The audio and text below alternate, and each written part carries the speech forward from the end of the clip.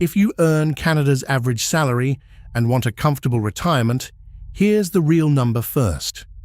Based on standard retirement planning math, you need somewhere around $650,000 to $725,000 saved, on top of your government pensions. The average Canadian actually retiring today has a fraction of that. Tonight, the honest math on why that number is what it is, using real 2026 figures, and the specific plan that actually closes the gap. Start with the average. Based on statistics, Canada's 2026 payroll data, the average salary across the country sits around $65,000 to $70,000 a year. Not the median, which is lower, the average, pulled up a bit by higher earners. That's our starting point tonight, a realistic middle-of-the-pack Canadian income. Financial planners use a rule backed by Canada's own financial consumer agency. Plan for 70% of your working income in retirement. Some costs disappear. The commute, the mortgage if it's paid off, saving for retirement itself. On a $70,000 salary, 70% works out to about $49,000 a year you'd want landing in retirement. Start filling that $49,000 with what the government actually provides. The average CPP payment at 65, based on the 2026 numbers, is about $925 a month, just over $11,000 a year. Add old age security on top. Based on this quarter's rate, OAS at 65 pays about $750 a month, roughly $9,000 a year. Combined, CPP and OAS together give the average retiree around $20,000 a year, guaranteed, inflation-protected, for life. Compare that floor to the target. You want about $49,000. The government floor gives you $20,000. That leaves a gap of roughly $29,000 a year that has to come from somewhere else, every year, for the rest of your life. Here's how that gap turns into a savings target. A widely used, honest rule of thumb says you can safely withdraw about 4% of your savings a year without running out. Work backward from a $29,000 gap, and that means you need roughly 25 times that amount saved, around $725,000 in RRSPs, workplace pensions, or other investments by the time you retire. Now the honest, uncomfortable part.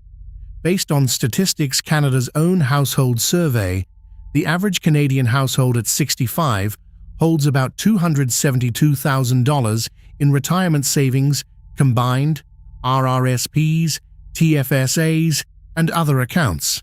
That's a real gap, several $100,000 short of the number we just calculated. Before anyone panics, that number is missing something important. A lot of Canadians on an average salary also have a workplace pension, and that's not counted in the average at all. A defined benefit pension, even a modest one, can replace tens of thousands of dollars of that savings target on its own, because it's guaranteed income the same way CPP is. The other lever that quietly shrinks the whole target is your home. If your mortgage is paid off by retirement, housing usually drops to your biggest ongoing cost, being property tax and upkeep, not a monthly payment. That alone can lower your real spending target by $1,000 a month or more, which lowers the savings number that supports it. Let's make it real. Picture Logan on that average salary with a modest workplace pension covering $10,000 a year of the gap and his mortgage paid off by retirement, cutting his target spending further. His real savings target isn't $725,000 anymore. It drops closer to $400,000 to $450,000, a number a disciplined saver can actually reach.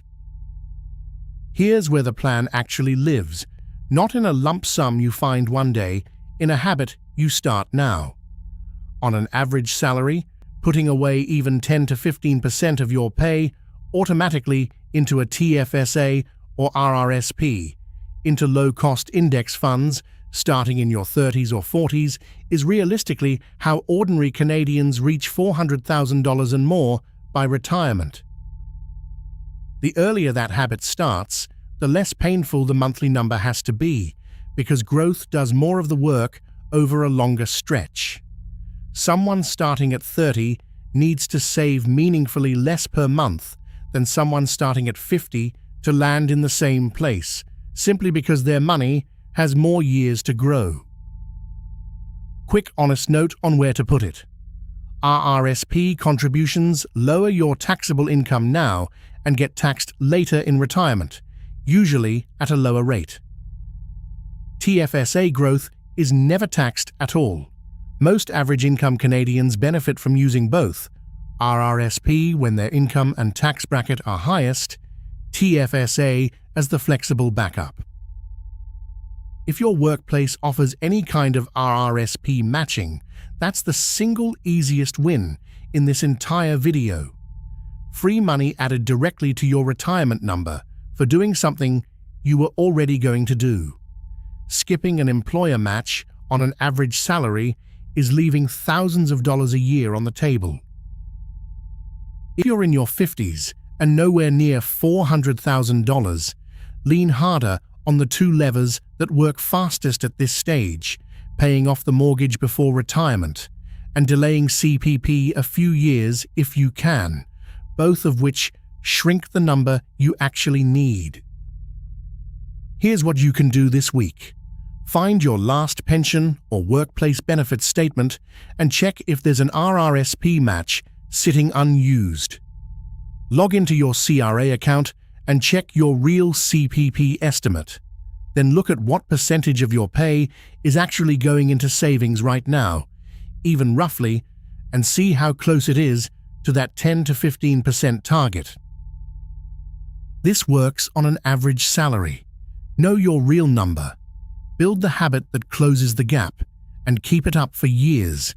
Average salary, real plan, comfortable retirement, in that order.